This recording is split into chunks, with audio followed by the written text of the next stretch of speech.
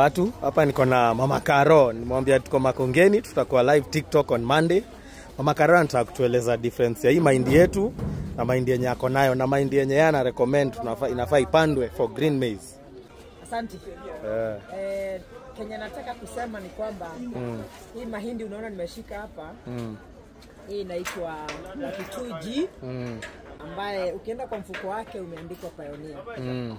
Ila hii sio ile Pioneer original.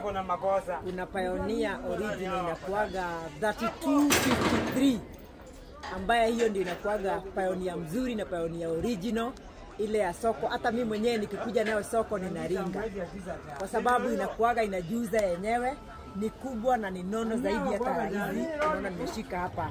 Ndio maana tuna prefer hiyo Pioneer. Ukiangalia kando yangu ama nyuma yangu hapa kuna mahindi mengine hii inaitwa hybrid. Hii hybrid inachukuaga mwaka mzima kukomaa. Kwa hivyo kwa mpiga biashara ama kwa mfanyi biashara ambaye anataka kujiinua na anataka pesa ya haraka haraka, hii huwezi panda. Kwa sababu inataka mahali kuna mvua nyingi na kuna baridi pia, kukusiwe na jua nyingi. So hii ukipanda inaitwa hybrid, inakuwa konde refu, inataka wakulima wale hawataki pesa ya haraka haraka. Na ndio unaona rangi yake ukiangalia hii na hii ina utofauti. Kwamba hii ina green nyingi, na green yake ni kidogo, kwa sababu nao ndivyo imekaa muda mrefu shambani. Na mtaalamu ametueleza hapo, na bado tutakuwa na points mingi sana.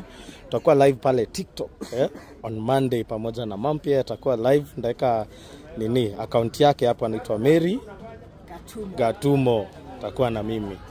Asante. Thank you.